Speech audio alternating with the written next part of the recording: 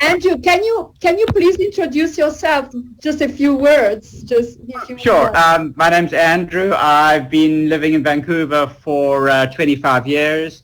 I'm originally from Durban in South Africa. Oh, great. Thanks for being here with us today. And I hope we will have a wonderful discussion around the book, around South Africa. Yes.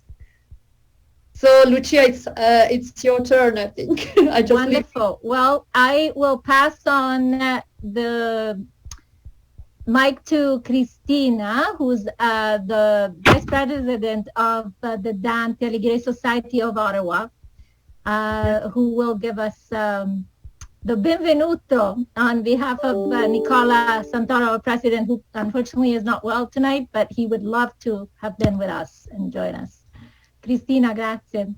Okay, buonasera a tutti. Welcome, everybody. It's such a pleasure to have you here and to be ready to, travel, to go, to go to South Africa. And from the Italian perspective, I think that South Africa can be like kind of a unknown place because for Africa, Italians are more familiar with the part of Africa, with the northern, which is just right in front of us, and of the part of the Horn of Africa countries where, unfortunately, we had this terrible colonization era. But as for South Africa, I think that everybody here, except from those from South Africa, which is very lucky for us to have, and for Arianna and Stefan as well. For us, it's time to learn. That's it. So I appreciate that history. So your past experience, your job experience in South Africa was like a reporter, you, Arianna.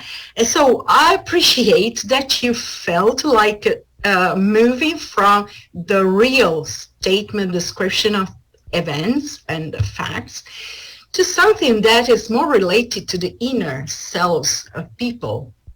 So I appreciate the book, and it gave me some more insight, but not enough actually. So okay, welcome again, and we're just eager to listen to you, to hear what you have to say, both side of both side of the world, because now you're in Canada, and then so I can understand there's a kind of connection anyway.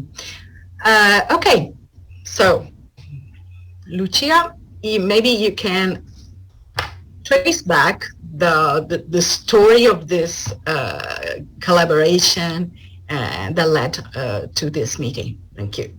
Okay, I'm happy to do so.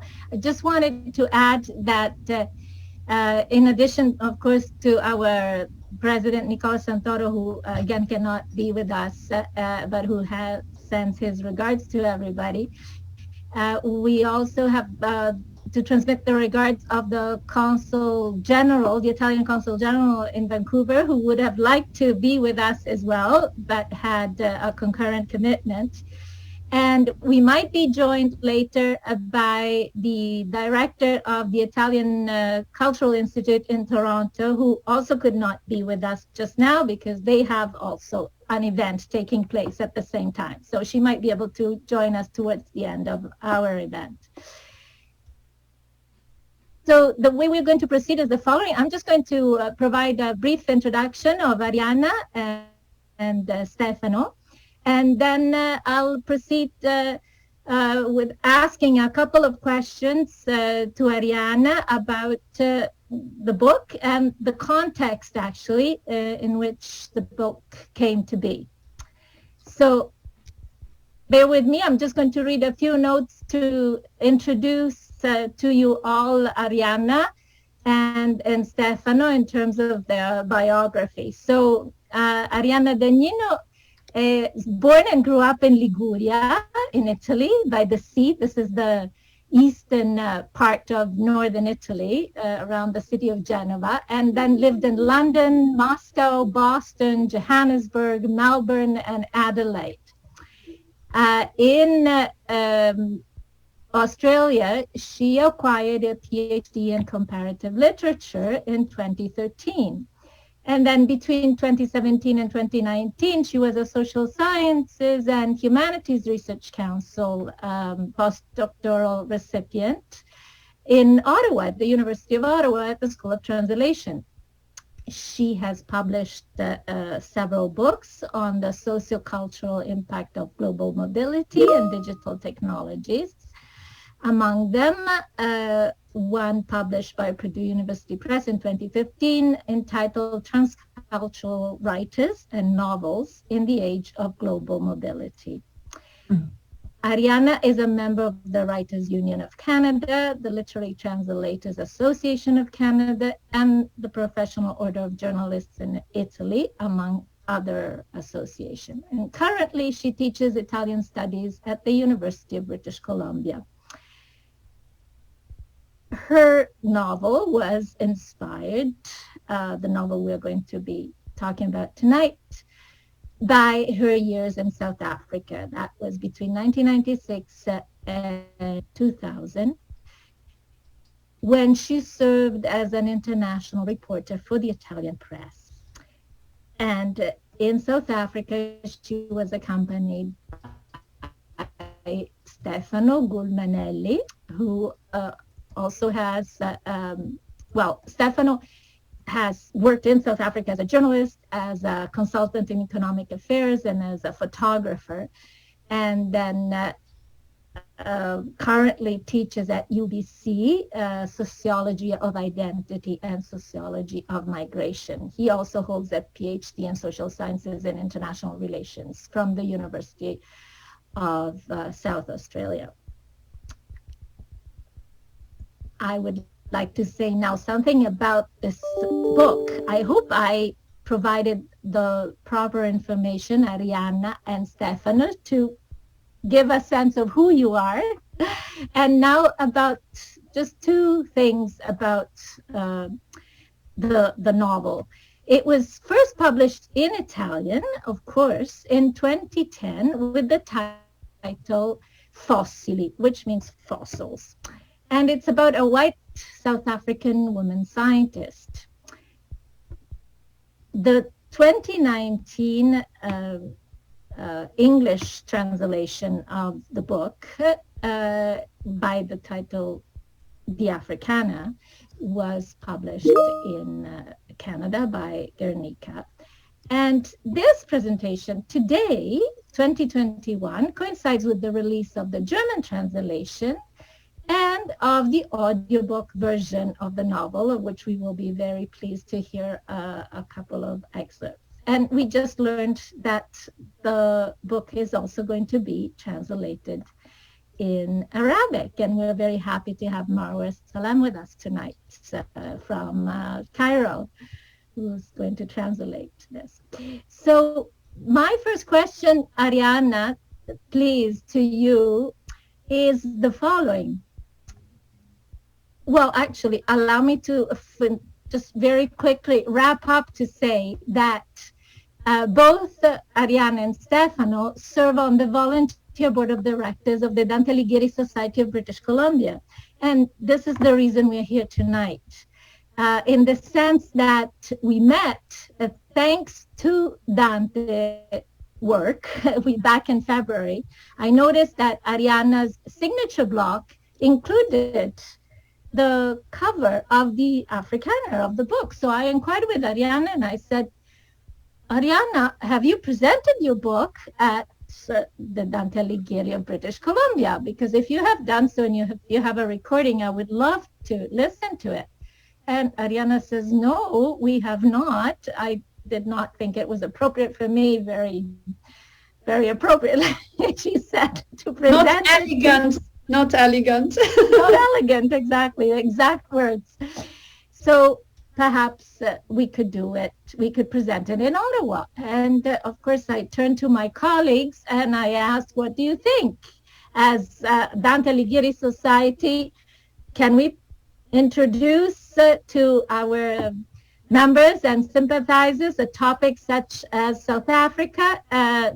We'll be talking in English. Where is the Italian connection there? How are we bringing Italian culture and Italian language into all of this? But because we are Italians working as volunteers for the Dante Alighieri Society, we thought that that was enough, and we were going to relate our experiences that brought us together.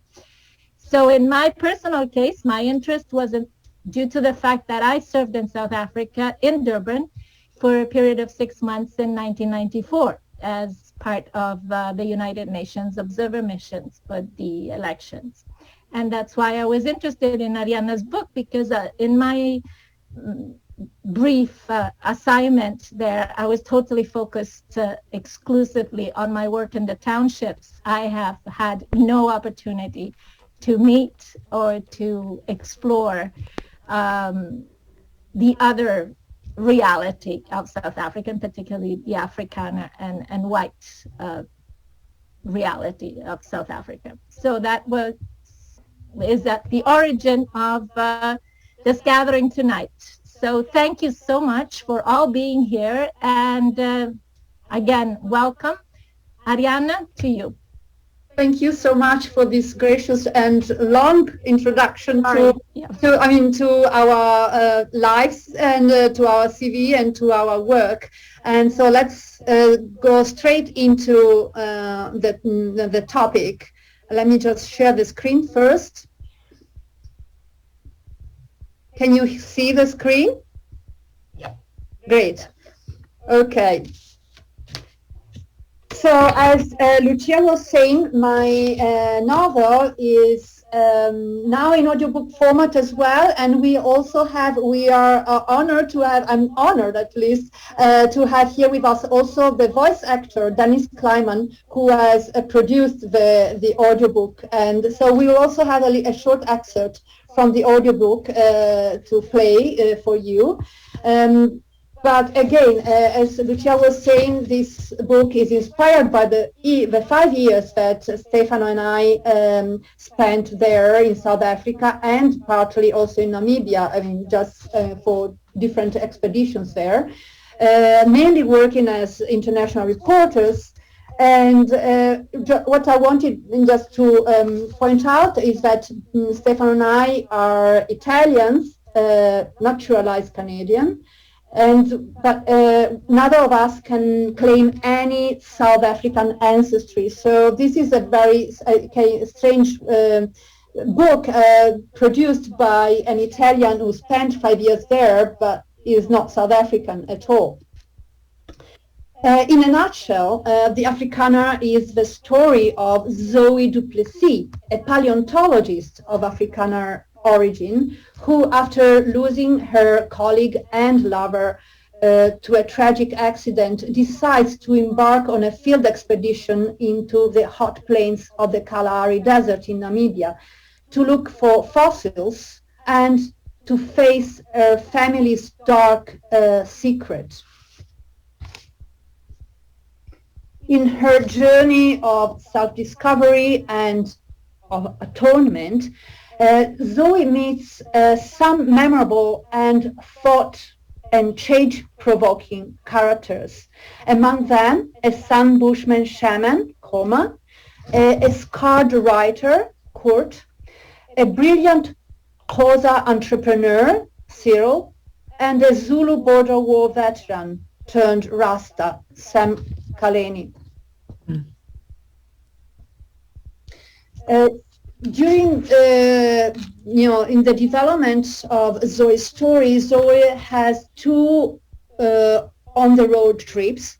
The first one is the one that leads her from Johannesburg to Cape Town. Johannesburg is where she works at the Witwatersrand University, and she goes back to her family wine estate in Cape Town, crossing the Karoo semi-desert.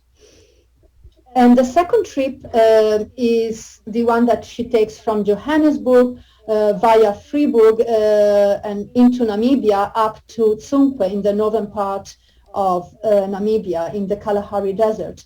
And these are both trips. We did both trips as also Stefano and I in those years. Arianna, sorry if I jump in. I am afraid that the full screen is not the correct one, and we can't see the slides moving. Are you sure? Oh. No, we haven't been seeing the slides moving. Oh, all the time. I have seen the presentation, so I can tell you that it's not the way it was meant to be. So let me... Yeah, it's another full screen that you get. Okay, now probably. Okay. Nice. Let me see. So what about these? Can you see these? Yes. Okay. All right. Okay. Now it makes sense. You can see. Fast rewind. Okay. So that makes sense. Yeah. This is just us in many years ago when we were young and beautiful. So, I suggested not to put this. I mean, she wanted, but I mean, that's so young and crazy, and and so these are some of the pictures that Stefano took as a photographer during. So he was covering the news for the Italian press, and so most of the pictures were taken by him. Also when we were in Namibia. And so here so this is the trip from Johannesburg to Cape Town, to the southern tip of Africa, and this is a trip we took from Johannesburg into Namibia up to Tsumkwe. There was, now there is a fastest route for those of you who are from South Africa to go directly from Johannesburg to Windhoek, but at that time that route was not there yet. And here are some just screenshots just to give you an idea of the kind of landscape that you'd encounter entering Namibia, with those beautiful and strange cocker booms, also called quiver trees in English, and majestic baobabs, and together with dramatic sunsets. My book can be read on many levels and in many ways. So it can, for example, be just read as an adventure story set between South Africa and a remote Namibian desert, or as a historical novel through the diaries of Zoe's female ancestors that intersperse the narration and recount the early Dutch colonization of South Africa. But it can also be read as a social commentary on the impact of apartheid on people's lives and minds, or as an ethnographic exploration, especially as far as regards the knowledge, practices, and rituals of the San Bushmen in the Kalahari. But it can also be read as a scientific fiction dealing with the particular aspect of the natural sciences in the paleontology or paleoanthropology, and the idea of Southern Africa as the cradle of early humans. Why did I decide to write this book? First of all, I felt I needed to leave a trace of what we, Stefano and I, had learned from this extraordinary South African experience. And secondly, I wanted to explore what it means, both at an individual and at a collective level, to find yourself on the wrong side of history. So what kind of coping behaviors, coping mechanism you would be led to adopt once the whole world has shamed your people for their wrongdoing. Unfortunately, sooner or later, most people and most individuals find themselves in this situation. History's pendulum seems to constantly oscillate between these two extremes. Either you are a victim or you are a perpetrator. It happened to Italians, for example, during fascism, or to Germans during Nazism, to Russians during the Stalinist era, to Americans during the Vietnam War, and even to Canadians during the bleak chapter of the residential schools. The question I kept asking myself while we were in South Africa was, what would have I become? What would have I done if I had been born here? Would have I been brave enough to go against the regime, risking to be imprisoned, tortured, even killed? Would have I fled the country if I had been given that opportunity? Or would I have just kept quiet, buried my head under the sand, not to see and hear what was happening out there, and just go on with my life? So to write Zoe's story, I drew inspiration from the personal histories of the many people we met and interviewed during those 5 years in the country. We met people across the whole social and racial spectrum. We would visit black townships, white rich suburbs, or we would go into, we would meet communities, Indian communities, colored communities. We would go into also the Khoisan and colored communities in the Cape. So these are just some of the articles and the stories that we produced while we were there. We would work for, we would produce even travel articles because South Africa had suddenly become a tourist destination, a favorable tourist destination. But we also produced a lot of articles talking about, the problems and the aftermath of apartheid, and the tensions that were still there in those years of newly post-apartheid South Africa.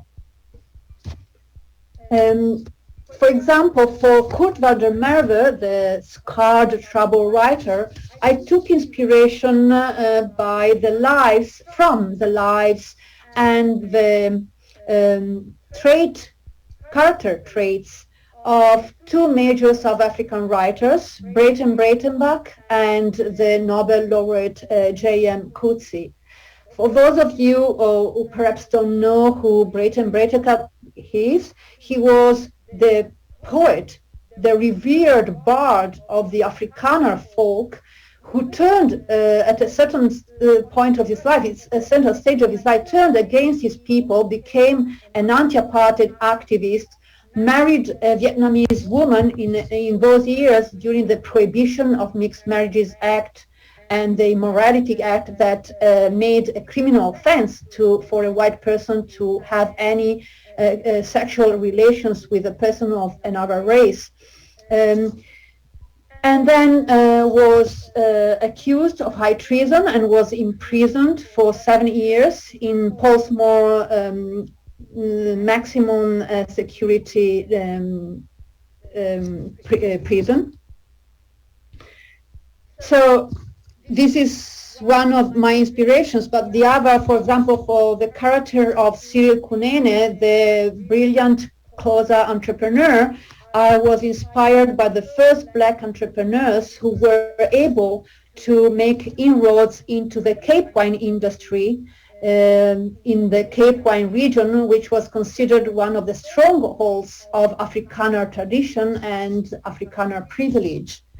While here, for example, are some shots of the beautiful landscape of the Cape region and the particular architectural style of the Dutch style in those kind of wineries. While for Koma, the Sam Bushman shaman, I was inspired by a female shaman. Well, you can see a picture of her in the right-hand side, on the right-hand side, whom we met during our third expedition to the Kalahari Desert, and who invited me to join her and her clan during a trance dance. Here again are some pictures of the Kalahari Desert and of the kind of dusty, untarred roads of that part of Namibia, northern Namibia, in the entering the Kalahari. And here, this is me with another San Bushman woman, and here is when the Bushmen offered us one of their treaties, a kind of ostrich egg omelette.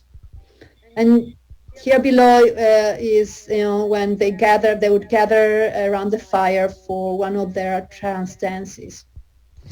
For the protagonist, for Zoe's character, I was instead inspired by the figure of Ronald Clark, who is and his work. He's a paleoanthropologist who worked for many years in the Sterkfonteins caves north of Johannesburg. He discovered a 3 million old skeleton of an hominid in 1998, and because we had already interviewed him beforehand, we were the first reporters, international reporters, who were able to take pictures of this skeleton. So you can see here Ron Clark with his collaborator, and here in this picture you can see me in the cave together with Ronald Clark. Usually it's me in the pictures because Stefano is taking pictures in this case, in most of the cases.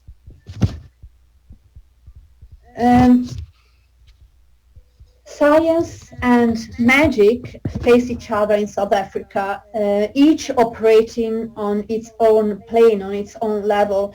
In South Africa, they have some of the best research centers and research laboratories comparable to the ones you could find in the US, but still there in South Africa, the connection with traditional medicine, which is called Muti, is very strong, as much strong as the feeling of connection with the ancestors and with the supersensible world, which can only be glimpsed at through specific rituals, traditional rituals, and performed by specific people, shamans, witch doctors, sangomas, amanquiras.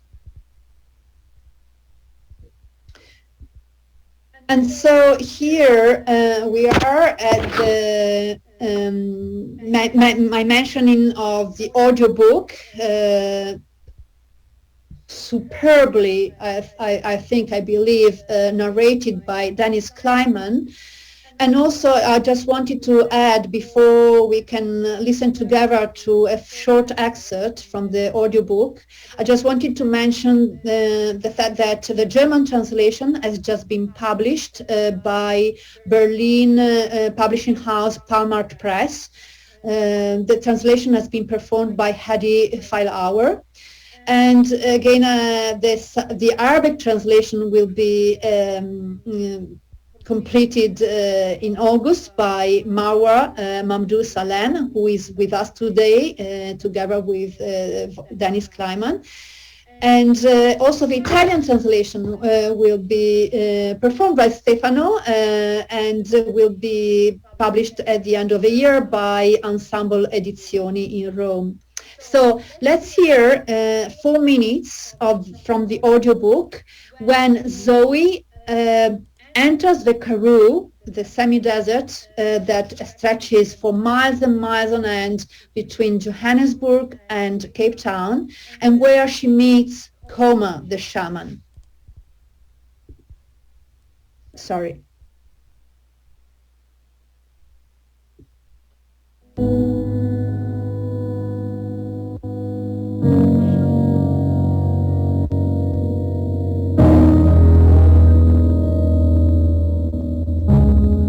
Nothingness. She's been driving for hours on end across this nothingness. When she pulls to the side of the road and turns off the engine, the sun has already begun its red descent into the horizon. She steps out into the dry heat. The stony expanse of the Karoo stretches out for kilometers on end, illusory and timeless, like a Takiriko landscape. The stillness is broken only by the hushed breathing of the radiator. She walks away from the vehicle, oblivious to the scratches on her legs as she makes her way through the thorny bushes and the sharp yellow grass. She goes deep into her imaginary canvas, then stops. The sound of her footsteps fades out. There remains only silence, deep primordial silence. That's all she's aching for. Goeiemorgen, Zoe. She flinches. She's been sitting on her solitary rock for quite a while now, watching the sky veer into blood orange, and hasn't heard any footsteps. The initial fright turns quickly into disbelief. That voice. Could it really be him? She turns, and there, a few steps from her, stands the shortest of men, no taller than 1.5 meters. His dark olive skin is wrinkled and shriveled like a walnut shell. Under the visor of a battered baseball cap, she makes out the slants of his eyes and, out of the shade, his slightly restrained, dignified smile. She jumps up to greet him. Come, ik sien jou. The old bushman comes up to her with light steps and clasps her hands in his. I see you too, mejuffrouw. Startled by the dreamlike apparition, she briefly looks past Coma, trying to figure out where he may have come from. All she can see is a boundless stretch of bare country. What are you doing here? I visited friends living on a farm over there, he says, pointing to the east with his arm stretched out, the back of his hand facing up. Her memory brings her back to 1986. She is a graduate student spending the summer in Smitsdrift. The army has chosen a nearby military base to relocate the Bushman soldiers who fought in the frontier wars in Namibia. They've been brought here with their families, away from the public eye. There are about 4,000 of them, making it the largest San community left in Africa, and Zoe got permission to study their customs and way of life. On the very first day of her stay, the base captain introduces her to Coma, the Kung shaman, one of the best trackers in the South African army. Still at the camp, Coma? Yeah, too old to work on a plaas. How old is he? 50? 60? Even he couldn't tell. You might be too old to work on a farm, Oom, but you don't seem too old to go on foot across the Karoo. When did you leave? 3 days ago. It will take me another 4 days to be back, he says, as if it were the most natural thing in the world. I can give you a ride. Near, walking is good. It has taken me back to the lost days when I was a young hunter. As he talks, Coma lets his eyes roam across the landscape. For a while they share the stillness of the place, drawn by the same sense of wonder, the same urge of wandering. I stop here, and I just wanted to let you know that this is not the edited edition of the audiobook that has been released on all the major platforms, because I had already created this one with this kind of slideshow, and I just wanted to have this kind of slideshow together with that. And now I would like to pass the mic on to Stefano, who will provide his own version of the story, actually of the story of the Afrikaners in this case, from the point of view of the social analyst rather than that of a creative writer. So I will just... with his gate. I just need... Sorry, Stefano, just a second. Still fixed into the horizon.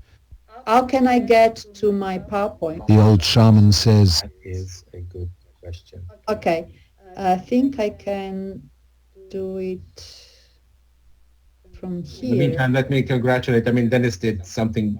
your heart. Sorry, I just do this because I think it's Startled by the oddness of their...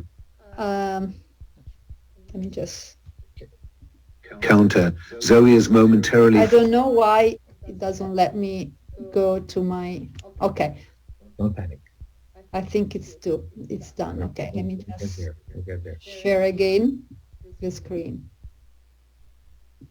Now try again. I want to say that Dennis did its extraordinary job. I mean, Dennis, thank you very much. It's like being brought back to those places. Thank you. I really appreciate that. And I have to just say it was one of the pleasures of my career to do this book. The writing is just poetic. It's magnificent. It's beautiful. And Arianna, as you were talking about the characters, I felt each one of them inside me sort of bubbling around. So it was an absolute joy. Absolute joy. Thank you. Arianna, again, I think you have the same problem. I don't think this is the right full screen that allows you to move the slides. Okay, let me Different from the previous one. let me just try again. Get there. You'll get there. So it's this one. Let me see. Can you see that? Yes, I guess that's the one. And can you see if I move on to this one? Yep. That's good. That's good. Okay, the Afrikaners. Okay, there is a capital S there, but it's okay. It's just little. Oh. Okay. When I was asked to be part of this presentation, I had sort of proposed to make some considerations in terms of comparison between the Canadian society and South African society. But then I thought that probably that would not have been a great idea for a couple of reasons. One being that that implies that we had all a decent knowledge of the two situations, which probably might not be the case. But mostly because to compare countries, it's always very difficult. Societies and nations are the product of their own history. Just like people are the product of their own life experiences. And so to try to make comparison between different histories, different circumstances, conditions, it might be tricky. It's something that if you would like to, address when we are in the Q&A, fine. But I preferred to, as I said at the very beginning, to see if I could give some context to this people. The Afrikaners are a people. That came about in history around the 1700s, in 17th century, 1652. And so the contribution is the making up the Afrikaner. And if by any chance you feel like stopping me or saying that's enough, that's great. That's fine. I will. Your video camera is off. Turn on your video, Stefano. Okay, if you prefer, that's fine. That's fine, Trevor. Okay, great. Now, I usually prefer not to read, but in this case, I prefer to read for the simple reason that I want everything to, not to leave information behind. And because it's also sensitive stuff, I want to get the things right and not... always remember, this is not our native language. We are speaking in a language which is not our native language. And when you get in sensitive territory, well, you want to be sure that you're getting right. So, two threads, the land, which means the role of space and time in the making of the Afrikaner, and the inter-ethnic pressure, which is a learned way to say the relationship with other groups. So, the settlement of the Cape did not start as a colonial project. It was first and foremost meant to be an outpost, a supply station for the VOC, which I will not try to pronounce in Dutch, but it was the East India Company that was meant to refuel the vessels en route to the East Indies. And to some extent, this was the first, because the pattern of interaction of the Europeans with the African continent at that time was to navigate across the coastline, to land, sometimes to board provisions, and at one point to trade slaves with the local tribes. But it was never to venture into the interior or to establish settlements. The VOC instead wanted people and wanted that naval victualling station to be established and sent von Riebeck with a fleet. The few settlers were mostly channeled into farming, because they were meant to supply the produce for the passing ships. Now, the VOC, as I said, had no plans to develop the region. There was no volksplanting, as they would say.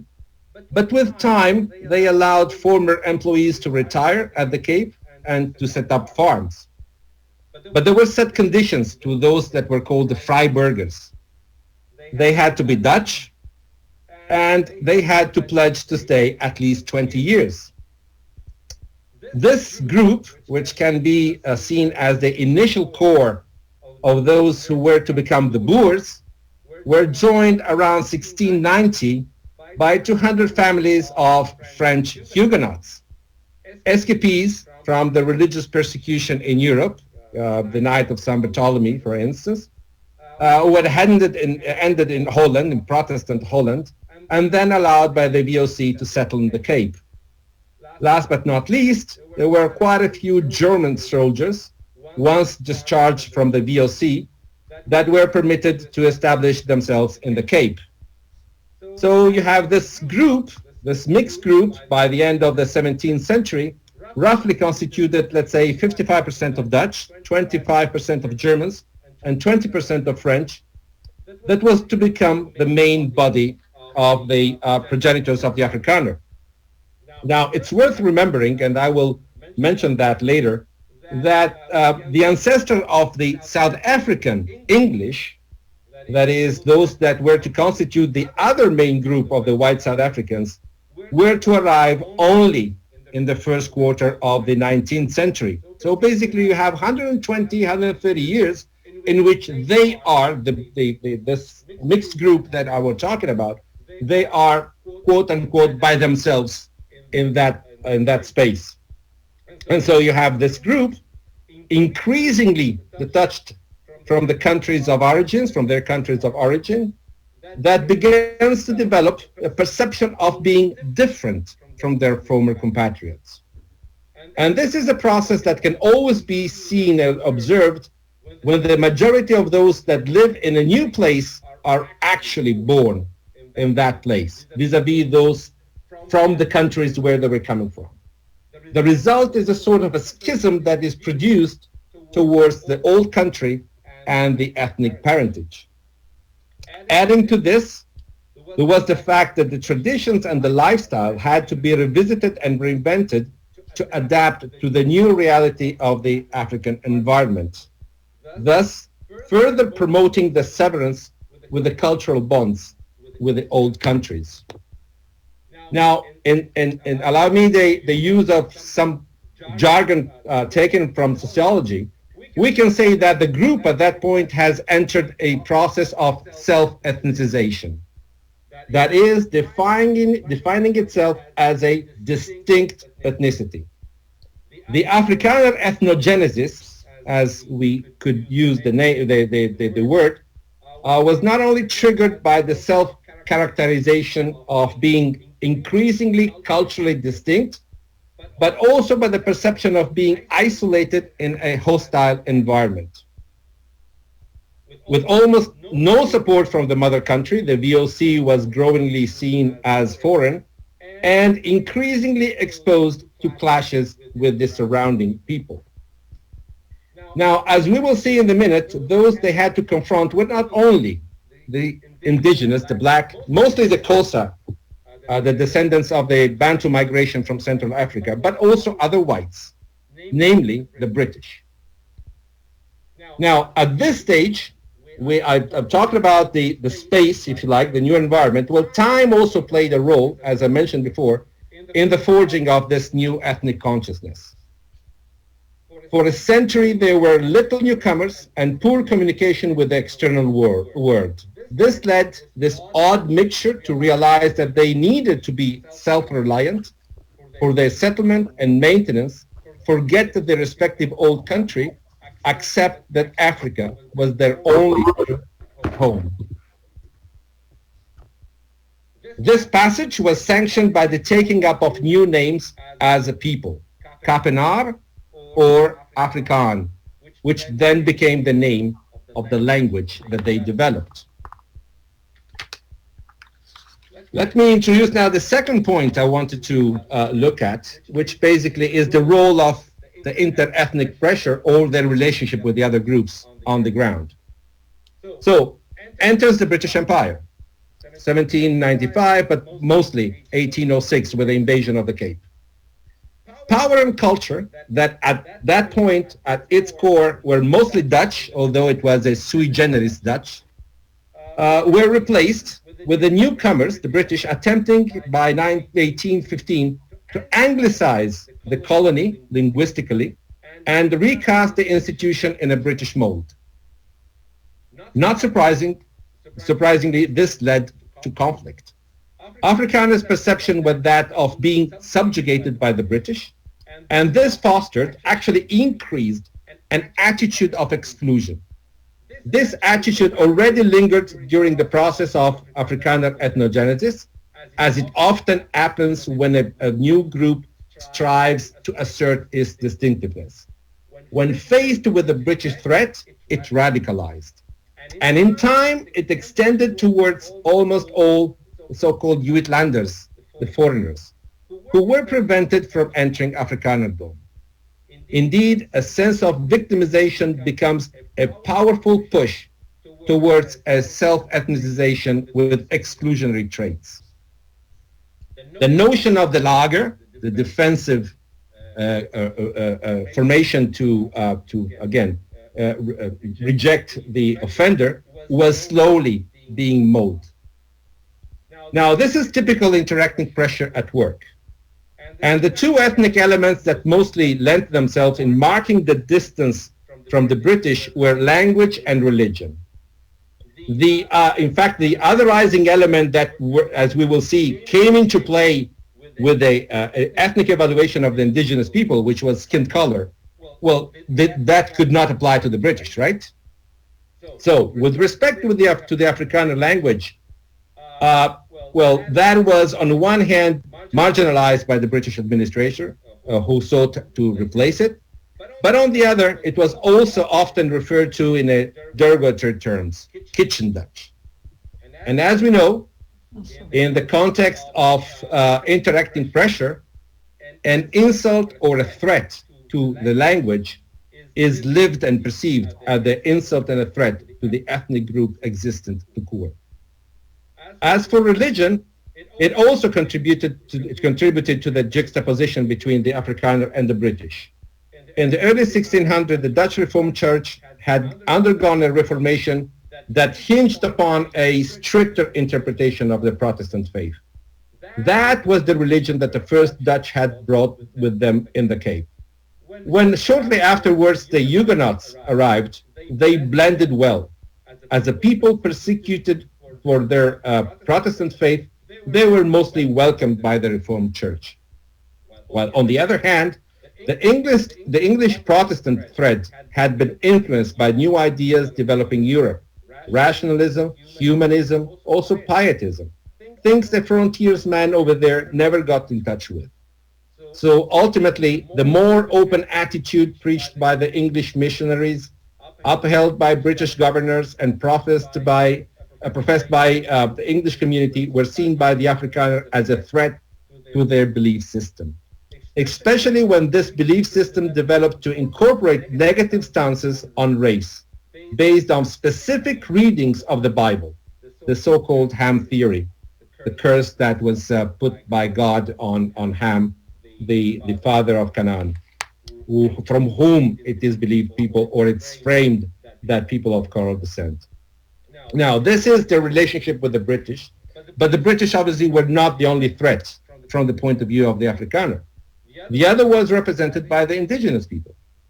Now, the historical evidence points to an initial attitude of overall acceptance by the settlers. In other words, they seemed not to have come with an explicit race ideology. Historical records showed mixed marriages being celebrated, mixed race children being born in the first decades, and at that stage what mattered was the acceptance of the Christian faith, and even that was rather loose. But life on the frontier with clashes, robberies, the friction for the control of land, and also remember, here we're talking about a confrontation of two different lifestyles, hunter-gatherer on one side and the pastoral agriculture on the other, well, that soon turned the cooperative attitude and the attempts of peaceful coexistence into a situation of conflict. And as it always happened, when the experience of conflict ceased to be seen as a competition for resources and are framed as the result of differences that are deemed as inherent and unchangeable, the bias and the prejudice kicks in. So that in that case, it become inevitably rooted in the difference of skin color. As it has been said, the difference of color was equated to the difference of religion, civilization, attitude. Was obviously, the framing of the whiteness being representing of the superior quality of Christianity, the cultural way of life, technical ability, and blackness, meaning heathenism, unskilled, and inferior. In this context, religion, and particularly the framing of the Dutch Reformed Church that I was mentioning before, becomes critical, as those differences are interpreted through an Old Testament lens. For instance, with the reference to the curse of Ham that I was talking about before. This framing lent itself to the development of what became a feature of Afrikaner ethnicity, the non-acceptability of colored people. The interpretation of the social structure through religion had another important consequence, that of instilling in the new group the idea of being a chosen people, one surrounded by hostile heathenism and called by God to bring light in the wilderness. Which, by the way, it's a perspective that is hardly unique to the Afrikaner.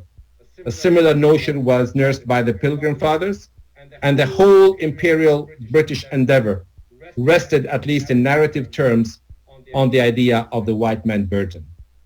Last but not least, all of this was happening in a perceived, but also objective, numerical asymmetry, a sort of siege syndrome. A small, white Christian tribe face-to-face with the vast majority of indigenous people with different values and practices. The idea of the Zwart Gevaar, black danger, had settled in. And I would stop here. I had one more paragraph on the Great Trek, but we might go there if you like. I would like to stop here and give the floor to everyone else. So I will also stop sharing the screen so that Lucia can resume her role as a MC. There, sorry, I'm here, but I am just going to reconnect my video. Actually, in preparation for this, I saw a documentary on YouTube about the Great Trek. As I said, I lived in South Africa for 6 months, but mainly focusing on my work. So I realized how ignorant I was really about the whole history. And I thought actually that this notion of the trek, that it was new to me. And so perhaps, Stefano, if you would like to introduce that, was actually quite telling and quite significant in describing the character of the Afrikaner. This notion of this very demanding period that extended for many years in the life of so many people that really influenced their character. And I think Arianna's book makes reference to this as well. So if you don't mind saying a few words about the track, I think that it would be very important.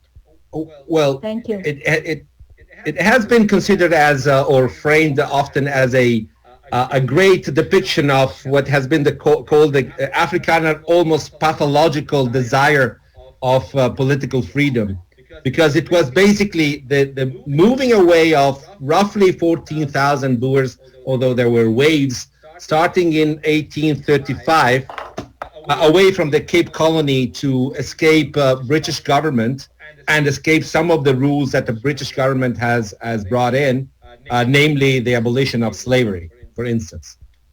And the importance of this great trek, die Groot trek, the Groot trek, they say, is linked to a couple of things. One is that some of the episodes that characterize and occurred during the Great Trek has become, pillars in the collective imaginary of the Afrikaner. The Battle of the Blood River, okay, where you have 500 Boers able to withstand waves of 10,000 Zulu, fearsome Zulu warriors. And that, that's a sign of the destiny. That's a covenant. That is where the chosen people is shown that they are the chosen people. And the other thing is that the whole endeavor of the Great Trek performs a function which is not only, if you go and dig deeper into the narrative of old ethnicity, you will find, and is this element of the Exodus, if we want to talk about in biblical terms. So the people being oppressed or being in a situation of captivity, being able to walk away for salvation and finally being able to achieve deliverance. Okay, that is the Great Trek, but you don't even have to go if you dig deep enough in every ethnic narrative, you will have that mechanism at play. And the Great Trek is a great mechanism from that point of view from the Afrikaner, because it performed all of that. And it's not by chance that there is this, the Voortrekker monument in Pretoria, which basically is a temple. And there is this massive hole in 20 by 25 by 41 meters with this, the hole of heroes, right? And you understand that this is an element that is sanctified and is considered by the Afrikaner basically the assertion that there is a people called the Afrikaner, and they have the right to exist. Can you see the picture? Yeah. Okay. And it's not by chance, and that I will leave it there, that in 1938 there was the centenary celebration of the Great Trek. And that started to be a moment where the Afrikaner nationalism started getting traction. 10 years later, the Nationalist Party would win the elections, and apartheid basically was a bit closer after that. Thank you very much, Stefano. And I would like to then ask Arianna, how does the book become, the title of the book become the Afrikaner from the original Fossili, which was the Italian title? And if there is some notion of your understanding in the course of time of the history of South Africa that developed in your mind differently to come to the conclusion that in the English translation you wanted to actually the book titled The Afrikaner rather than Fossils.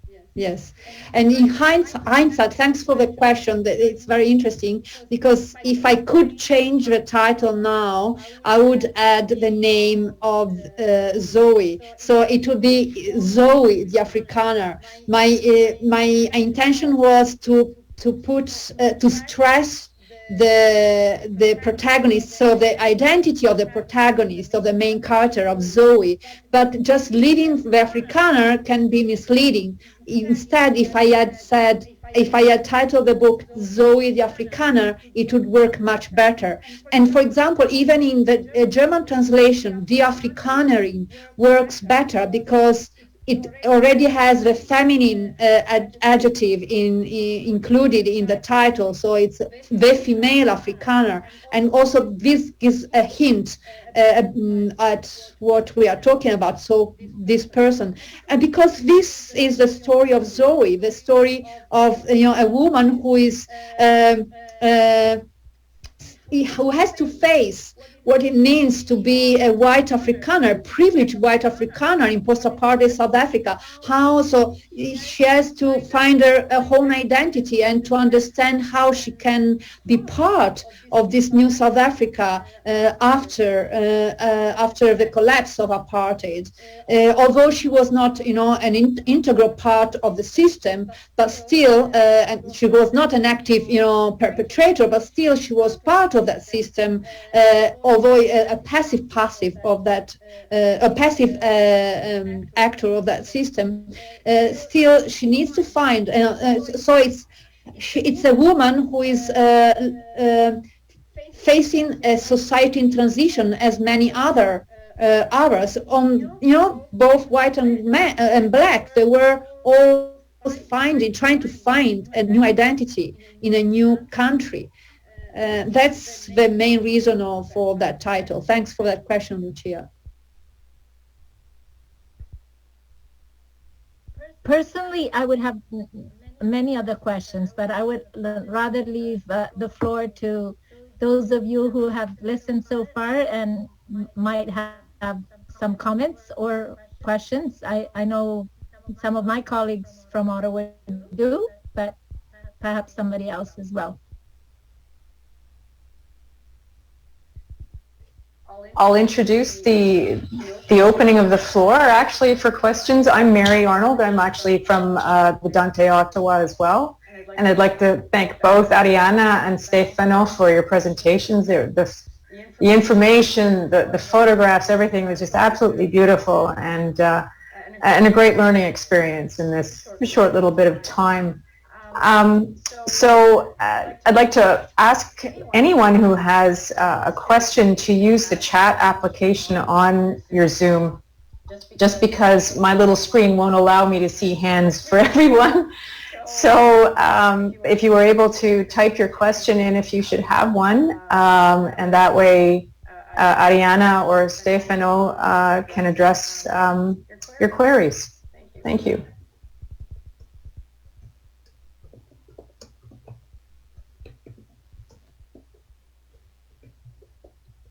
Perhaps you can jump in instead of writing, just jump in and just unmute yourselves if you want.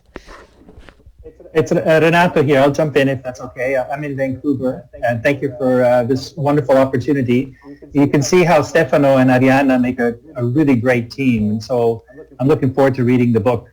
I'm trying to understand, as journalists visiting South Africa, what motivated you to tell the story from an Afrikaner perspective? Why not, for example, from the perspective of an immigrant visiting this strange land? What was it about Zoe that grabbed you, that motivated you to write this story? I'm just curious how that came about. Yes, thanks for that question, Renato. First of all, as a woman, I felt more comfortable perhaps having as a main character a female character. But also not talking about an immigrant, while talking about an Afrikaner, because I tried really to put myself in the shoes of a white person trying to figure out how to handle the new situation, and the fact that when we went there in 1996, the South African society was still a very patriarchal society, and women didn't really have a voice, whether they were black or white. And Lucia asked me before, why it's very strange that you chose a male voice actor for your audiobook. And I think it's really important for me to stress the fact that Zoe still needs to find her voice, not only as a white Afrikaner that has become suddenly a minority although still a privileged minority because of the economic privilege that was still part of that system, but she still has to find her voice among very strong male voices at work, in the workplace, and in the family estate, and in the society at large. And so it's a process, it's a slow process, and she finds her voice, we'll see at the end of the novel, but I don't want to reveal too much. Thank you for that question. Thank you. Clinton Smythe has asked, were there any other challenges to translating your book in addition to the title? There were many, many challenges since English is not my mother tongue. But because I believe in collaborative work, I was able to, in the later stages of the translation, to have wonderful people, wonderful collaborators who were happy to help me to revise the text, to go through the text. And one of them is here with us, Dr. Cecil Hirschler, who read page after page, sitting by my side when COVID was not there yet. So we were still able to share cookies and tea and read side by side and comment, as we went along the reading. And he made beautiful comments, and he also provided some beautiful also suggestions. And he's just one of the many who helped me in that. Thank you for that question. Thank you. Can I just add to that I kept saying to Arianna as I was doing this reading, sort of like a duet with her, that I was so impressed with the poetic nuances that she was providing to her writing, that I knew that as a South African I would not be able to do, so that I saw in some strange way the power of writing English as a second language, so to speak, that she provided, because Italian has a different flow, it has a different energy, it has a different poetry in it, and she was able to convey this in a very interesting way. So I tried as much as possible not to change that poetry, but only to correct what was so obviously not a South Africanism. Thank you for that, Cecil. Anne Moore has asked if either Arianna or Stefano have been back to South Africa in the recent past, and what your thoughts are about South Africa today. I leave Stefano to answer this question. No, we haven't. We haven't been there back. We left the country in March 2000. Actually, our experience dates back a bit with respect with what Arianna was saying. The first time that we landed in South Africa was 1989. And then we were back in 1990. And those were crucial years, okay? Funnily enough, I still have hair, and Arianna was still blonde, and so often we were meeting people, and they were thinking that we're Afrikaners, so they were starting talking to us in Afrikaans, which I said, well, we should be shifting to English, which most of them actually didn't like. But we could have an insight of what was going on at that time. I went back by myself in 1994 for quite some time. So the approach was there, and when we got there, we already had some experience. I consider that period of time as the most intellectually humbling experience that I ever had. It's something that is not comparable. I had the chance and the fortune of living in different places, but what I felt in terms of what the place was giving to me in those years was completely amazing, absolutely amazing. And so to some extent, when you have such an experience, you don't want, quote unquote, to spoil it, and you don't go back. You simply take that memory with you. That's at least as my interpretation. Then I will leave Arianna to give her. Yes. Yes, I think Marwa wanted to ask questions. Perhaps I can add something later on, because she has been waiting for a while to ask her Yes. Thank you very much, Arianna and Stefano, for this lovely evening and presentation. I have actually a couple of questions. I'll start with the one for Arianna. Arianna actually followed a very interesting, to me, a new tactic in writing the novel through inserting words into the text written in Afrikaans. And for me, even it was a real challenge because I don't have a clue about Afrikaans, and I had to contact a South African friend and ask him to record by his voice how he pronounces each word. So I listened to it and I transliterated or romanized it into Arabic letters or into Arabic alphabet. So I keep this same kind of nature or if I say impact, which Arianna wants to leave. So I would appreciate if Arianna sheds more light on how she's inspired to do this writing style, and what is the real purpose behind keeping these words written in Afrikaans. So this is the question to Arianna. The second question, quickly to Stefano, is that while you were very cleverly presenting to us the different ethnicities and identities that exist in South Africa, to the extent that it's even called the Rainbow Nation, I am thinking of my own country, right on the other side of the continent, having around 7 different identities, starting from Pharaonic identity, which we call it Egyptian, and Islamic identity, and Christian identity, and Mediterranean, and Nubian, and African. But the problem in my country is that, unfortunately, the people are lost into the dilemma of who are we? Are we Africans? Are we Arab? Are we Muslims? Are we Coptic or Christians?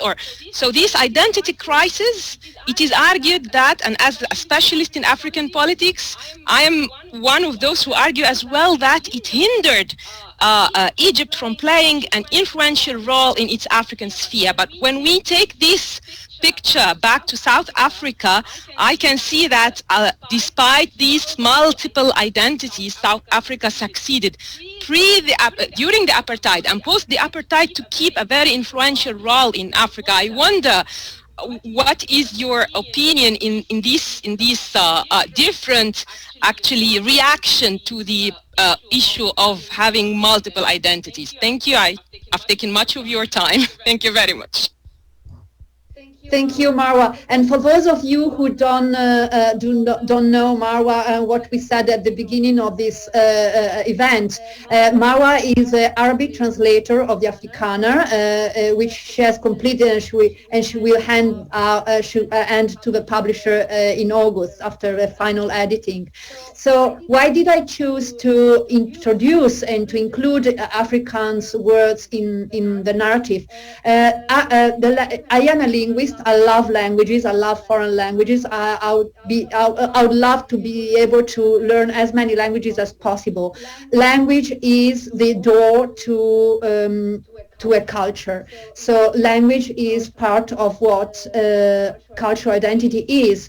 And I always want to honor a different culture through the language. If I go to a new place, because we were travel writers, that's why we went to Africa even before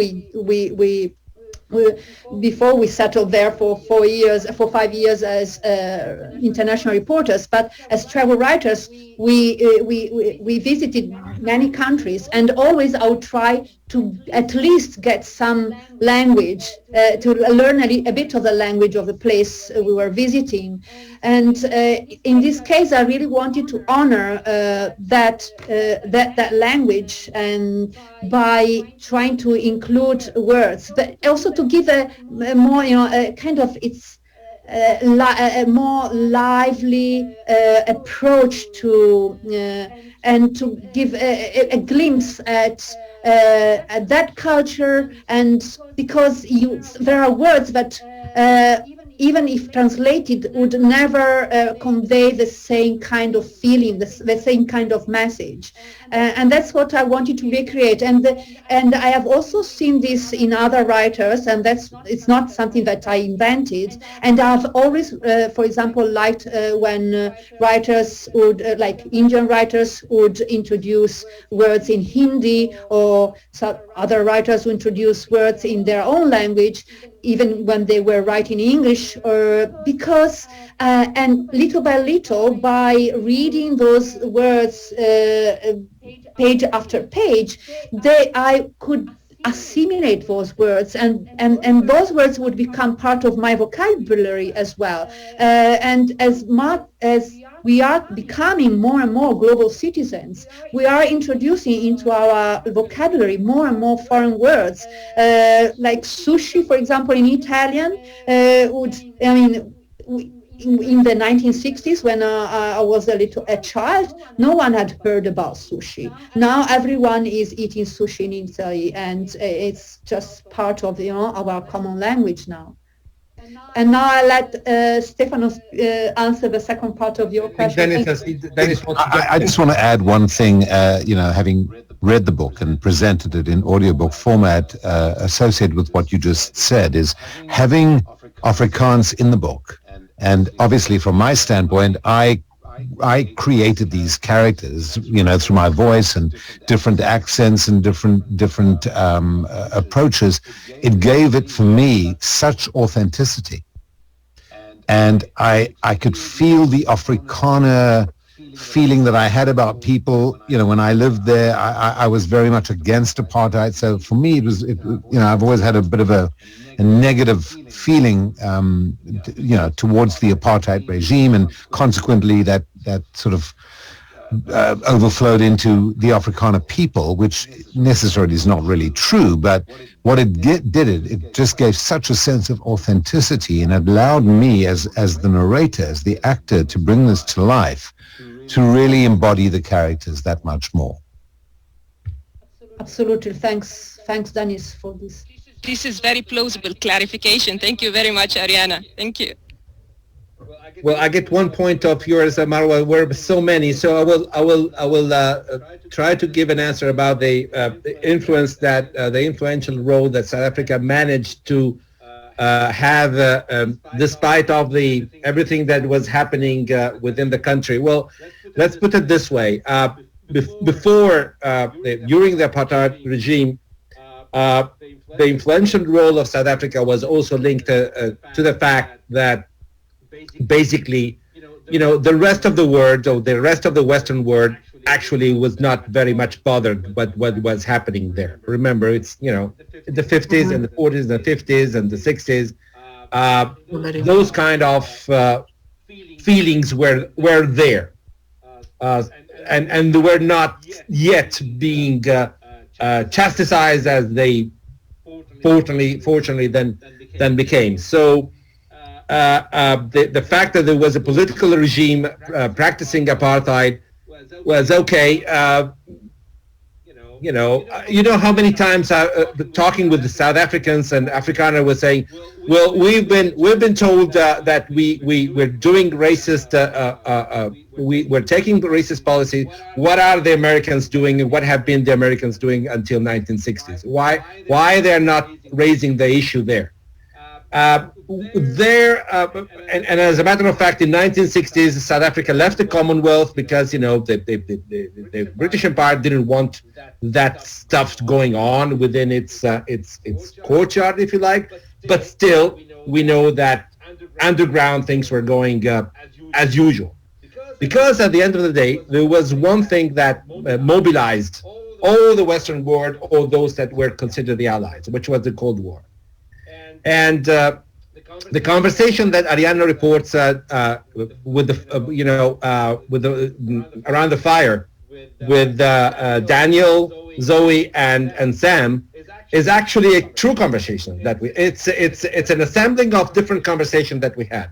And I remember that I had a conversation. There's at one point Daniel says something, I think, or Sam recalls something about Breitenbach, whom we spoke to, right? Both Brayton and Ian Breitenbach, and it was brothers, and it was probably the most enlightening situation that you could have. You had Ian Breitenbach, the most important and decorated soldier of South Africa, but he had married a British, and you had Breitenbach, the bard of the Afrikaans language, but that went against apartheid, and that's why I'm saying that it was the most humbling experience for me, because every time you tried to draw a conclusion, you were going back. After 10 minutes, there was something bringing you back at square one. Said, no, go back and learn, right? And the conversation that I had was with someone that at the time was part of the SAEDF, so the Defense Force, and he had become part of the executive outcomes at that point, and the executive outcomes were, a soldier of fortunes, if you like, or security company that were, fighting around Africa at that point for money. And at one point he said, it was interesting for the Western countries use us against the Cubans, against the Russians and the encroachment of Russia in the southern tip. And then when the Cold War collapsed and they won, they basically disposed of us. And that anger that Arianna tries to convey in that conversation was there. I saw it, right? I saw in the eye of this man. So the influential role of South Africa, at least until the mid-1980s, was because of it was an important ally. Thank you very much indeed. And thank you, Denise. I forgot to thank you for your most valuable comment as well. Thank you. Thank you, Stefan and Arianna. The next question is from Trevor Body. Please, Trevor. Well, thank you, Trevor in Vancouver. Extremely interesting session. And I thought I knew something about this book, but I realized I know nothing until today. Two questions. Yours is a highly unusual novel in generating not one, but two versions as an audiobook. I was trying to think of another Canadian first novel where this has happened, and I can't think of it. So this is extraordinarily unusual, and I think a happy event. And Dennis's voice and editing and so on is terrific. So there's an audio space of this book, which seems to be pretty important because a lot of time and energy has been invested in making it. So we don't have to dip into McLuhan, but certainly the oral creates a sense of mythic. And I do think that this is no accident that this book lends itself to this representation and why it's successful. So either Stefano or Arianna, I'd like you to speculate on that. And second, and this is not unlinked to the first part, I admire the fact that you've not been back to South Africa for the entire period of writing, editing, and producing this book. And it's a huge question for writers is when to stop researching, when to not, to stop time. And I think maybe the stopping of time by not being there for what South Africa has become in the last 20, 22 years has been pretty important to its making. So two questions, oral space and how that's, not, we know how it came to be, but what's the significance of it? And second, how important is it to not go back and research? Thank you so much, Trevor. Very interesting questions. I will start and then I'll leave Stefano provide his own answer. This novel is not high literature, but it's really a form of storytelling which tries to replicate the kind of oral tradition that is typical of, of the African tribal, let's say, oral tradition.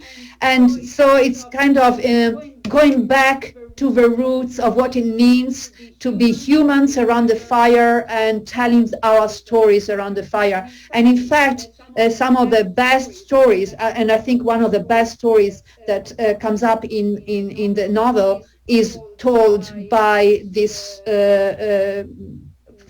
former border war, a war veteran, and he tells his story around the fire in the desert.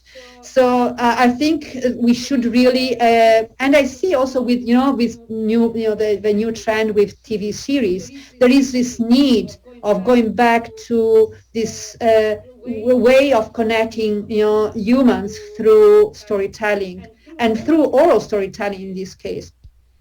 And the second thing, when do we should stop researching, and why we never went back to South Africa while I was still writing the book, it's because if I had went back there and I had seen different things from what I had experienced in 1996, I would have written a new book, another book, which would be completely different from the one that I was trying to write, which was, to just frame a particular moment of transition of a society in transition, and just to freeze that moment and give just an idea of what had happened at that time. And this could also help someone, another society who is lost in transition and would need to find some message or some clue on how to go about overcoming particular ethnic or racial tensions. And that's also a message. There is a message at the end of the book, and I don't want to say more about that. And anyone can find their own message or not find a particular message at the end of a book.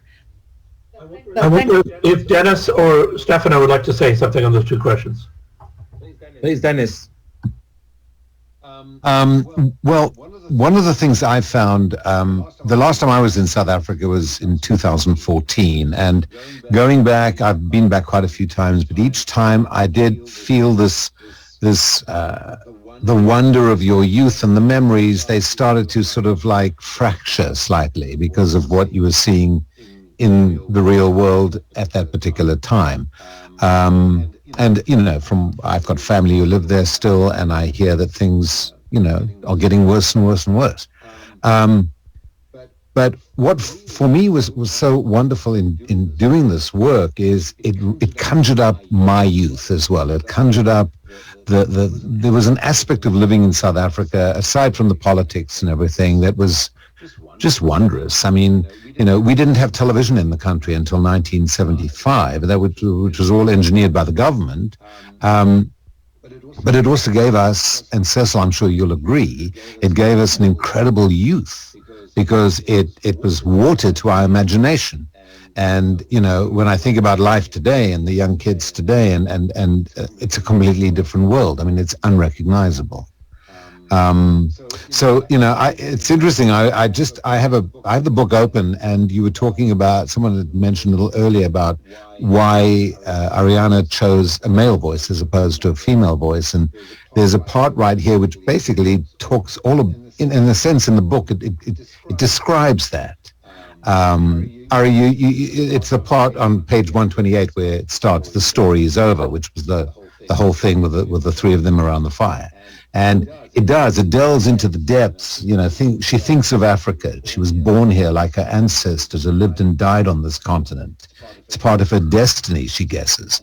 And then you get into these sort of subtexts and undercurrents of this struggle that's starting to erupt inside her in terms of her heritage and what the future might hold. So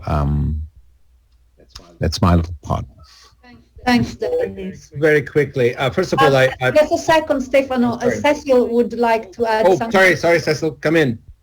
Sorry, I won't speak long. I just wanted to echo and confirm what Arianna and Dennis are saying, and also to bring people's attention to the fact that when you're a child growing up under such a strange apartheid regime, paradoxically, there's a magic because the child, for example, a white child swaddled on the back of a Xhosa nanny who's singing Xhosa songs and telling Xhosa stories to this white child who's growing up totally innocent about the political inequalities. So it's this dialectic, this paradox that the child grows up in, and it's that magic that can only be encapsulated within a certain time frame. Absolutely.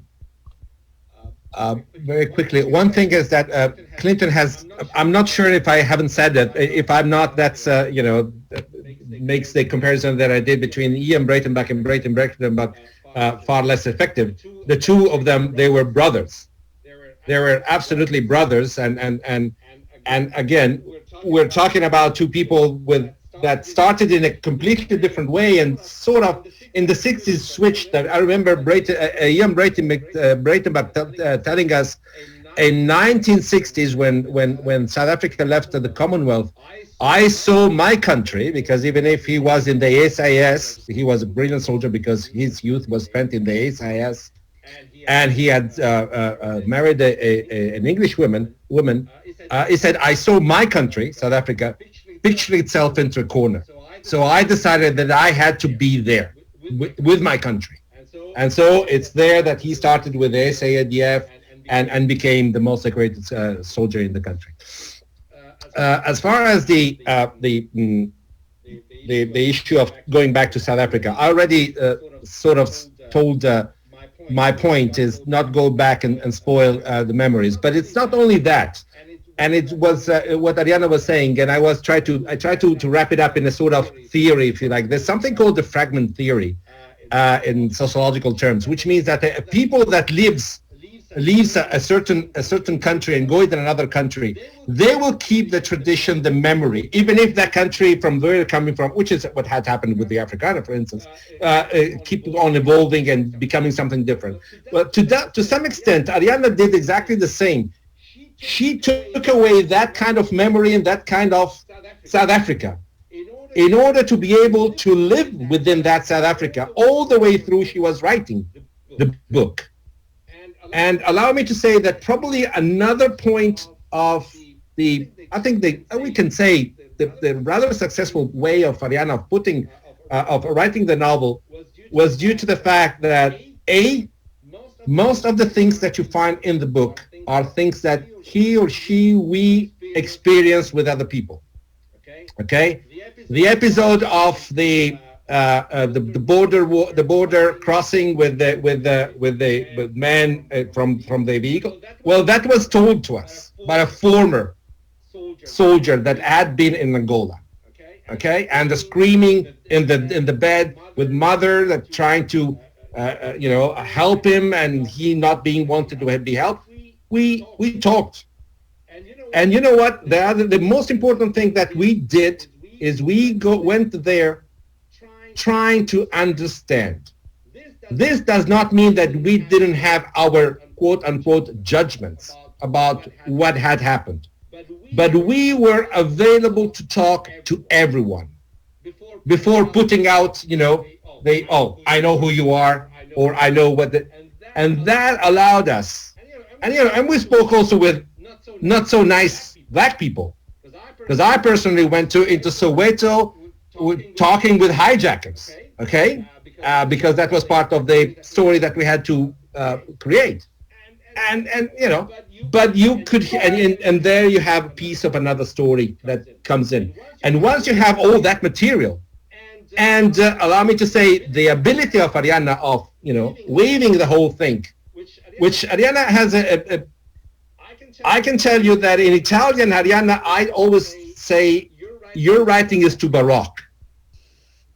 But turning that being baroque into English becomes absolutely wonderful because it enriches the picture. So with that ability and the material that we had, I think that she did quite a decent job. I have a quick question about that. Do you feel that being Italian in South Africa at the time, you had more of an opening to the people you spoke to, as opposed to being American or British, or you were from a country that didn't have any impact on the South African regime, on anything like that. So do you feel that it gave you maybe a window in that other people might not have had? I think so. I mean, then Stefano can tell his own, have his own opinion on that. But I think because we were considered neutral, and this has happened in many countries where we travel to for our job. Even, for example, when I studied Russian at university, and when I was in the Czech Republic and I was doing a story there, I was by myself on that occasion.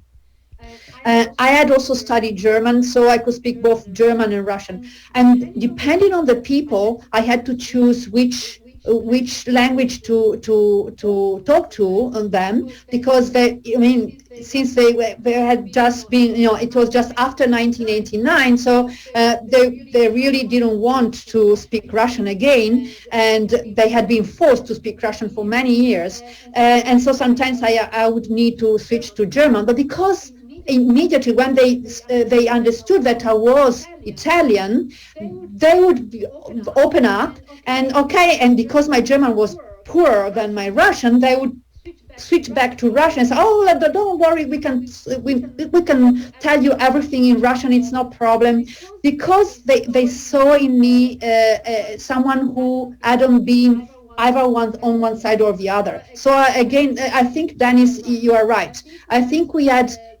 more leeway in that sense, and people were more open to discuss even sensitive things with us than if we had been, either American or, or let alone British. Or, yes, yes. There's a question from Nancy next, please.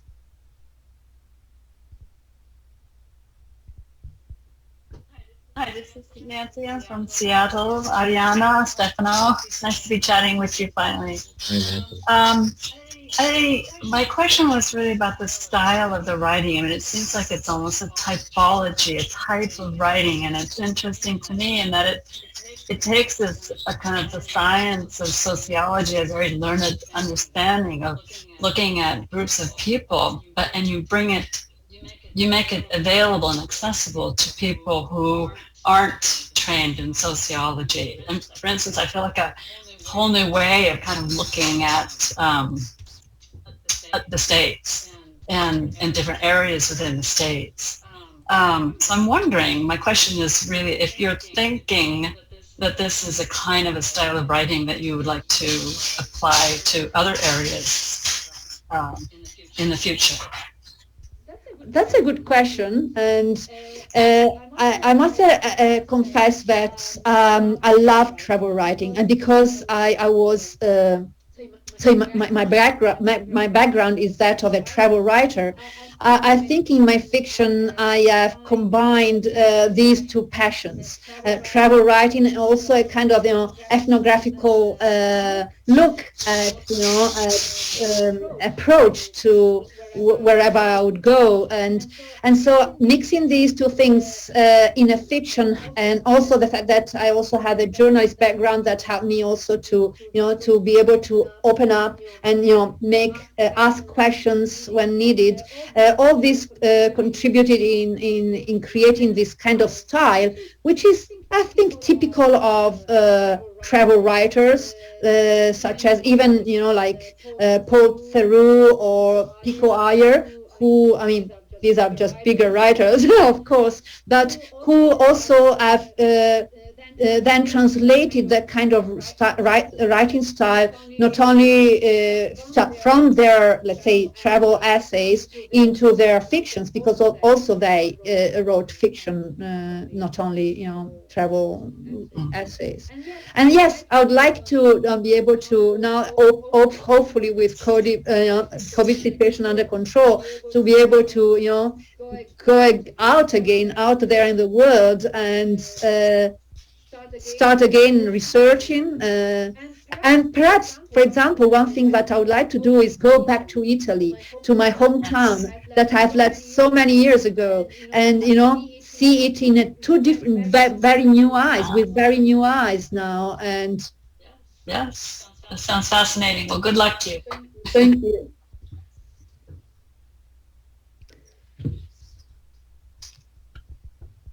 I wonder if there's nobody else in line, if perhaps one of my colleagues from the Dante Alighieri of Ottawa have a question.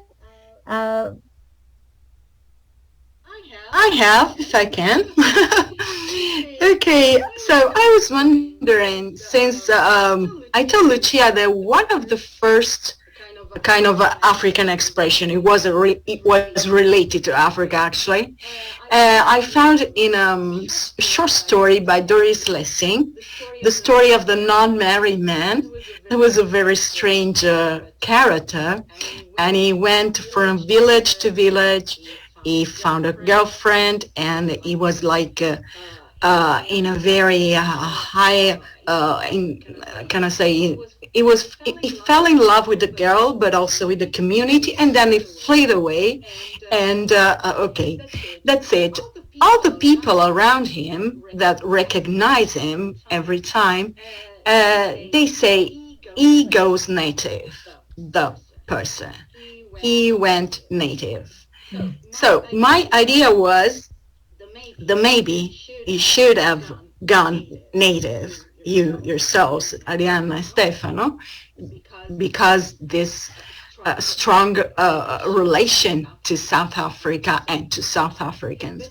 But my idea now is more than you, since I realized that how multi-ethnic and multicultural is that society, that maybe I don't know what does it mean anymore going native. So be identified with who actually. So there's a lot. And so maybe my question is just this: what did you borrow from people you met there? And if you borrowed something from which kind of people, if you can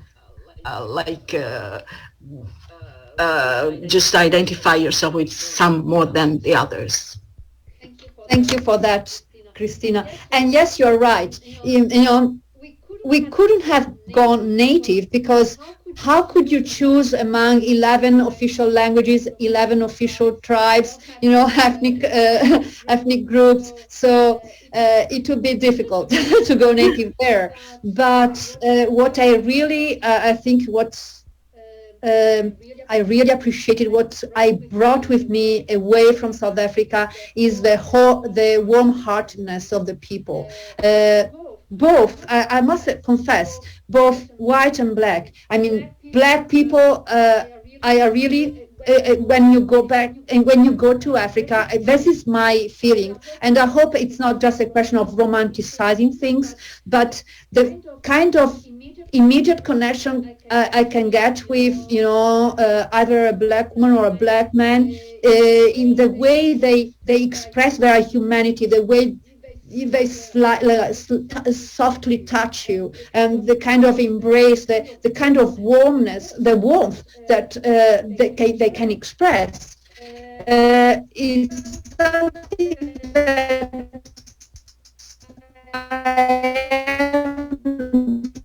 find, you know, people, countries outside of Africa. And it's also difficult to generalize, to think, I mean, Africa is big. There are, you know, hundreds of ethnic groups and different nations. So just to think of Africa as just a big entity while it's so fragmented, but still there is something there. It's like there is the soul of whole humanity. Like really, we all belong to it, and perhaps this kind again, it's a kind of romanticized vision of Africa. But that's what I felt, and so I can't just deny these feelings.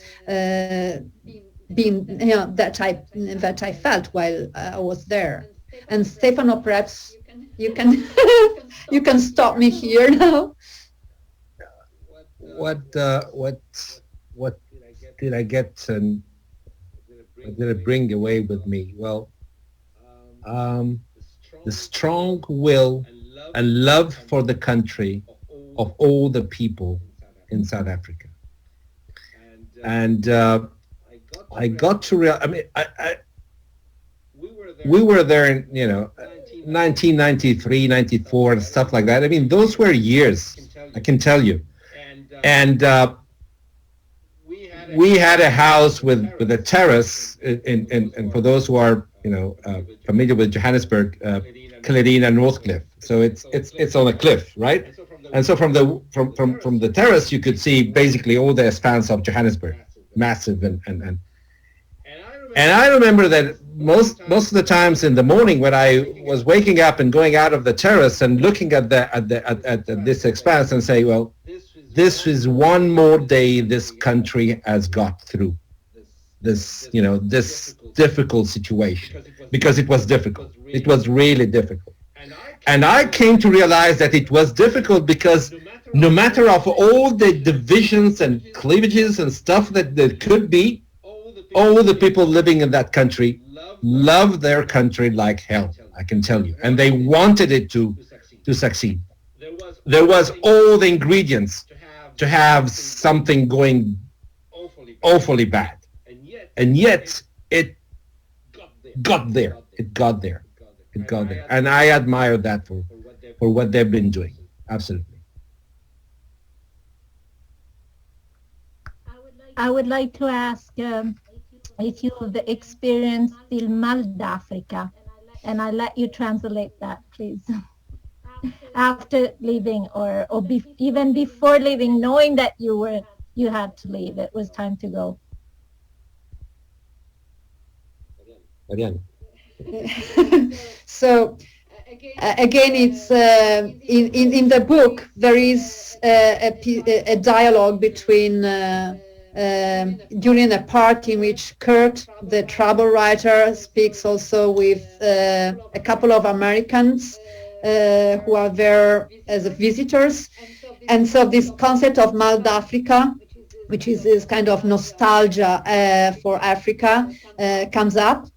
And he's very scathing about this. There is kind of snobbery of the local, the white local, and this we experienced that also. For example, when we were in Kenya, among the white locals, or in Tanzania, and so if you are a white person there, and you see other coming as visitors, you have this kind of snobbery attitude, so this kind of Mal d'Africa is this nostalgia for Africa. It's kind of a literary invention, or but I felt it. I felt it, and it has remained with me all this time, all these years, and I've never felt it so strongly for any other country that we visited, and we visited many countries around the world. But what we experienced, what we felt in all. I can say not only South Africa, but in all Southern Africa, in all the places that we visited, is something that cannot be perhaps described in words, and can only be lived, in a very Zen way, perhaps. Stefano, I leave it to you. It's a difficult question and a difficult answer to give. The only thing I can say probably is that to some extent the regret that I have is probably that I see that they are no longer connected. So we are talking about our children. We didn't manage, and we won't have the chance to bring them to experience something of what we have been able to experience. Because that, I said, was a massive, growing and humbling and touching experience. Because we were just in the right window, apart from the fact that we were experiencing and witnessing history in the making, which is, it's not a mean feat, but it was that window where the colonial attitude had gone, and you were not going to Africa with that kind of self-entitlement, but still certain things hadn't happened yet, and so if you were willing, you could establish relationships and being able to create bridges with different people. Okay, I feel that this is very, very difficult right now. Absolutely difficult, as if that window has closed, and I don't know if it will open again. That's all I can say. There's one thing that many of us who've left South Africa say, and that is, we may have left Africa, but Africa will never leave us. And it's so true. And Arianna, you mentioned this, there's a line in your book, I'm going to read it, where Zoe's talking with Dario, and he asks her, in Europe you seem to have found what you were looking for, what was missing? And she says, she remembers taking her time before answering, and she remembers a returning journalist saying, I left my soul at the foot of the Table Mountain. I want it back. And that's exactly what it is. It gets into, Africa is inside you. And I would argue that for most people in the continent, there is something about that, because Africa has something that is magical and wild and is just unlike the rest of the world, as far as I'm concerned.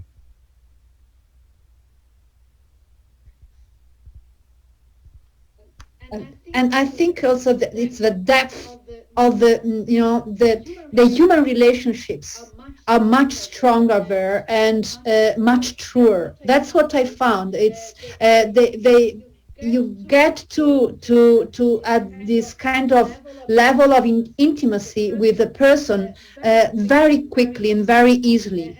And I say whether this person is black or white, because in that sense, even the white people have been Africanized by being there, by living there, by being born there. And that's the beauty of it, and the fact that what really draws people when they are there is that the intensity of the human relationship. There's a passion, I think, that exists among South Africans that is unlike, I think, a lot of the other parts of the world. I mean, I live in Los Angeles, and when I've lived here 41 years, and when I first arrived, I immediately noticed the shift, the difference. There was more of a formalization of relationships in this country than I think we experienced in South Africa. South Africans are very emotional and very passionate, and in 5 minutes, as you say, you can meet someone and all of a sudden you feel like you've known them forever. And I think that is, what creates that, I don't know, but I think that's a very, very strong aspect of who we are. Mind you, I mean, this overflowing of emotions sometimes can go the wrong way.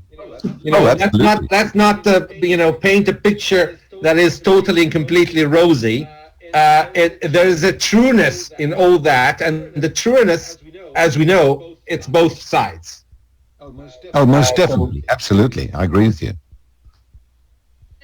And we can talk like this, I think, also because we were very lucky, and in those 5 years, nothing happened to us, although we were, for example, visiting townships on a regular basis, and so, but we never experienced any, for example, any hijackings, any kind of aggression or aggressive behavior, and this also helps to create this kind of rosy picture or rosy feeling about a country. If something bad had happened to us, perhaps we'll speak in a very different way. Let me recount this, Arianna, just and maybe, I don't know, we're available, but if you want to. There's a township. I think there's still, but at the time there was a township in Johannesburg, which was called Alexandria, which is okay. It's on a different level from Soweto, which can be to some extent quite dangerous. Okay, but it's obviously and suddenly we had a connection to go there. Okay, and a priest was asking us 1 week before we were leaving South Africa. Oh, Stefan, it was not 1 week. It was 1 day before we were leaving. Well, 5 days, something like that. Okay, the clock was ticking, and we already had the booking to leave the country for good and so on. And here he comes and said, do you want to come? I mean, I can organize for you to come. And we said, listen, let's not try our luck too much. It was great for 5 years. That was the most dangerous place in a country, in a city that at that very moment was considered one of the most dangerous city in outside places of war. And as Arianna said, we were lucky or aware or good enough to stay away from problems for 5 years. We didn't want to spoil the very last week everything. So sometimes you have to be able to say, well, that's enough. Thank you very much. And we adopted a very low-key profile, so we had a very battered second-hand Beetle to go around in the townships. So we tried, although we were white, we were trying our best not to, to be like a white spot wherever we go. May I ask you again a little bit along the lines of what Dennis was saying earlier, the fact that you were coming from Italy, that sort of provided the background that allowed you to avoid having the culture shock that other people coming from different European countries would have, European or Western countries would have. That was my experience. I felt I lived in other countries in Southern Africa before going to South Africa for 6 months. And I felt that as an Italian, I really didn't have a culture shock at all. And it was hard to explain to my colleagues, but I felt that as Italians, we had a lot of experiences with Africans' way of just being, or the challenges that are a part of daily life in terms of, in particular, relationship with the bureaucracy or just administrative issues in general. But it extended to other aspects of daily life. I wonder if that's true for you as well. Oh yes, Lucia, I totally agree with you. I never have had a feeling of, I never had I think also Stefano never had culture shock in South Africa. Nothing that would be comparable to, when we went to China for the first time, or if I never visited Japan, but I think I would have culture shock there. But nothing happened there in South Africa. I totally agree with you, Lucia. Stefano, I don't know. No, I can say no. But I mean, something that probably didn't came out from my biography. I was born in the Middle East, and I've been living in the Middle East for 20-something years. So, I was sort of trained to how to cope with different thinkings.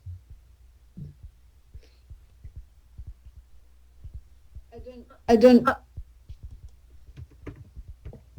Arianna, go ahead. No. I'm saying it's almost 6:30. It's almost 2 hours, and I see, many people stay with us, and I think we have had a wonderful conversation. Really, it has been really a pleasure to to have so much feedback from many of you, and.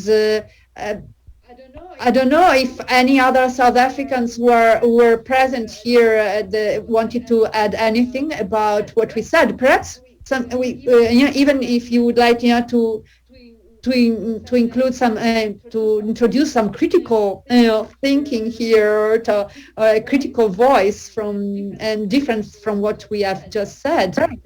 Please go ahead.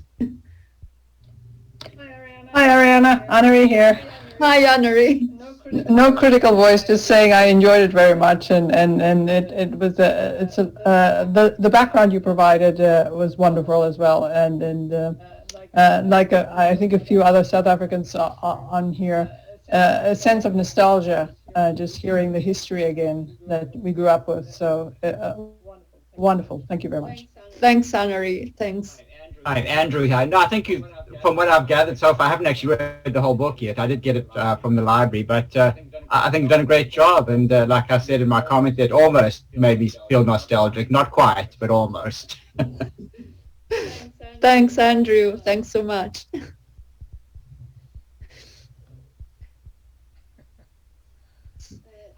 I'm gonna have to cut out. I've got something else I've got to get to, but I just wanted to say thank you so much for inviting me to be part of this. It's been absolutely magnificent, wonderful, and I'm so excited that we are at a place now where our book is almost about to be launched on Audible, if not already. So if anyone does listen, I hope you certainly enjoy it. It was an absolute joy to work on, and I hope that comes through in the presentation. Thanks, Dennis, for reminding me that I'd really like if any of you were able to listen to the audiobook instead of reading the book, also to provide a review. And we could also use this review to promote the audiobook, because this is a co-production. Dennis and I work together to produce this audiobook, and we are really, I think the audiobook is better than the book in its written form, I must say, because really it has this added element of the oral, as Trevor was talking about, the oral element that gives this extra dimension. And so if you were able to provide a review for the audiobook, that would be great. Thank you so much for that. Okay, thank you, everybody. I'm going to go. Bye-bye, Dennis. Good night, Dennis. Good night. Thanks, everybody. Good night. Thank you. Thank you very much, Dennis, for being with us. It was lovely. I agree. The voice version is fabulous, and congratulations. It is really worth listening to it. Absolutely, 100%. As you say, Arianna, it might not be high literature, your novel, but it has offered us a wonderful, wonderful virtual travel tonight in history and place. And again, I strongly invite you all to listen to the audiobook if you don't want to read from the hard copy. Again, thank you so much for being with us tonight.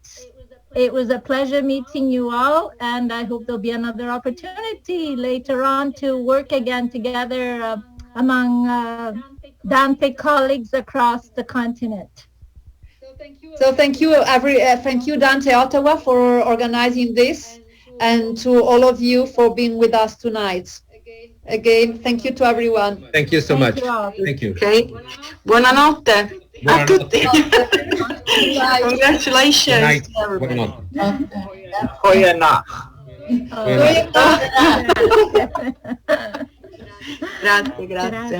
Grazie. Arrivederci. Bene, Arianna, è stato molto bello, grazie mille, veramente è stata una bellissima serata proprio, guarda. Bello.